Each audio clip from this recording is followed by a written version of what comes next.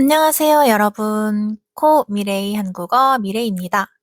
오늘도 제 팟캐스트를 들으러 와주셔서 정말 감사합니다. 오늘 이야기할 주제는 크리스마스인데요.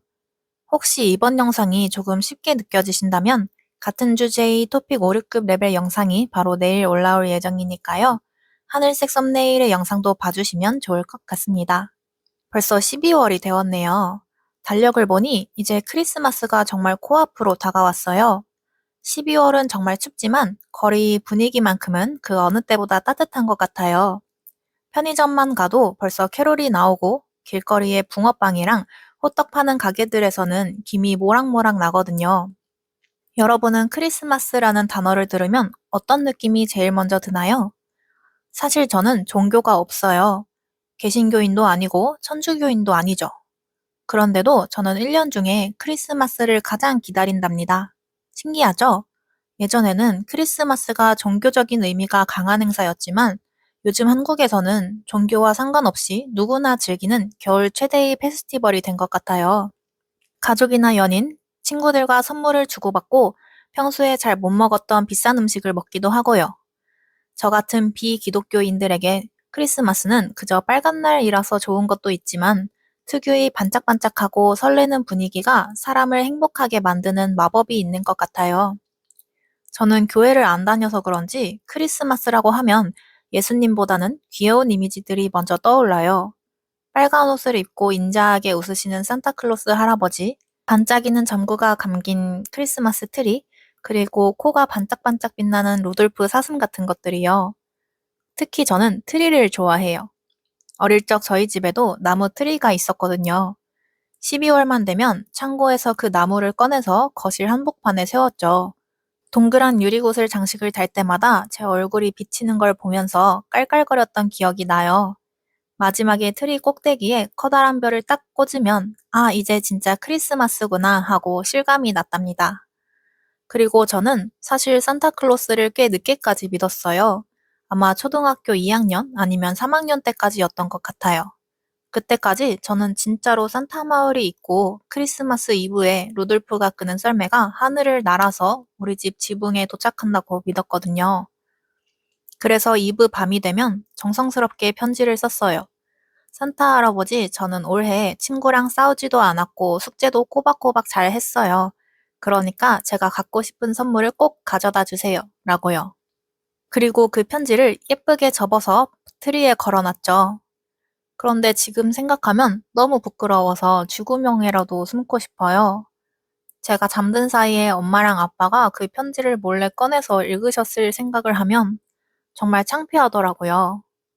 어린 딸이 또박또박 쓴 낙서 같은 글씨를 보면서 부모님이 얼마나 웃으셨을지, 우리 미래가 이걸 갖고 싶구나 하면서 마트에 가셨을 부모님 생각을 하면 고맙기도 하고 제 순수함이 조금 민망하기도 하네요. 여러분은 언제까지 산타를 믿으셨나요? 어릴 때 받았던 수많은 선물 중에 유독 잊히지 않는 선물이 하나 있어요. 바로 무선조종 자동차 RC카였어요. 그 당시 저는 조종기로 이리저리 움직이는 기계들을 좋아했거든요. 크리스마스 아침에 눈을 뜨자마자 트리 밑으로 달려갔는데 큼지막한 상자가 놓여 있는 거예요. 포장지를 마구 뜯었더니 반짝반짝 빛나는 자동차가 들어 있었죠. 저는 내복 차림에 점퍼만 대충 걸치고 마당으로 뛰어나갔어요. 윙윙 소리를 내며 차가 마당을 누비는데 제가 진짜 레이서가 된 기분이었어요. 손가락이 꽁꽁 얼 정도로 추운 날이었는데도 1시간 넘게 마당에서 자동차랑 놀았죠. 그때의 차가운 겨울 공기와 자동차가 바닥을 굴러가는 소리가 아직도 기억에 선명해요. 지금도 자동차를 보면 그때의 설렘이 떠올라서 가슴이 두근거린답니다. 여러분, 혹시 크리스마스 당일에 번화가에 가본 적 있으세요?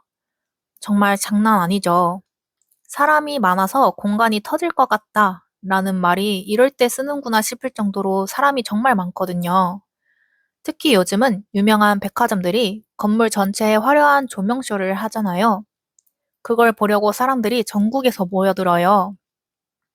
길을 걷는 게 아니라 거의 사람들에 떠밀려 다니는 수준이죠. 식당도 정말 사람이 많죠. 평소에는 그냥 갈 수 있는 카페도 크리스마스엔 1시간씩 줄을 서야 해요. 그래서 저는 사실 어른이 된 뒤로는 크리스마스에 밖을 잘 안 나가요. 기껏해야 한두 달 전부터 공들여 예약한 식당에 가서 맛있는 저녁을 먹거나 미리 예약해둔 예쁜 케이크를 찾으러 가는 게 전부죠. 붐비는 거리보다는 조용하고 따뜻한 곳에서 대화하는 게 훨씬 좋더라고요. 여러분은 북적북적한 파티파인가요? 아니면 조용한 휴식파인가요? 제가 밖을 안 나가는 진짜 이유가 또 하나 있어요.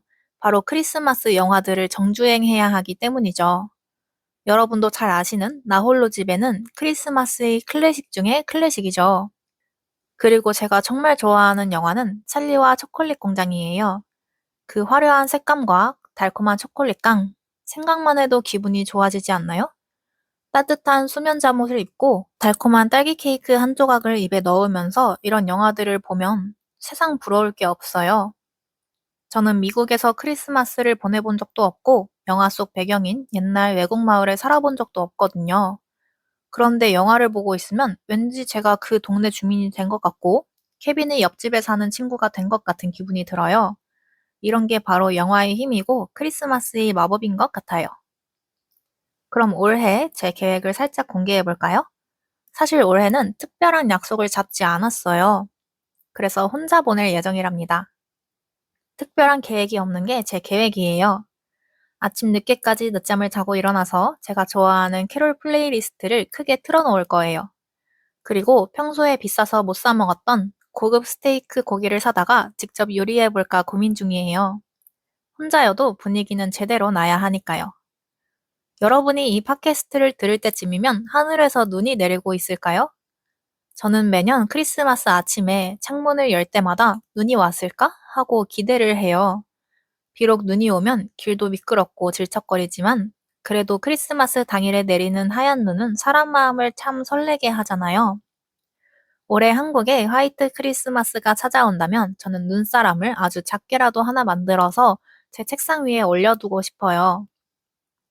여러분이 계신 곳의 날씨는 어떤가요? 더운 나라에 계신 분들은 썸머 크리스마스를 즐기고 계시겠네요. 그것도 정말 이색적이고 재밌을 것 같아요. 언어 공부라는 게 가끔은 힘들고 지칠 때도 있지만 이렇게 문화를 배우고 이야기를 나누다 보면 어느새 한국과 더 가까운 기분이 들 것 같아요. 여러분은 충분히 잘하고 있으니까 스스로에게 올 한 해도 수고했어 라고 칭찬해주는 크리스마스가 되길 바랄게요. 여러분의 인생에서 가장 기억에 남는 크리스마스 선물은 무엇이었나요? 그리고 올해 여러분은 누구와 무엇을 하며 시간을 보낼 계획이신가요? 댓글로 남겨주세요. 오늘도 들어주셔서 정말 감사했습니다, 여러분. 그럼 다음 시간에 또 봬요. 메리 크리스마스!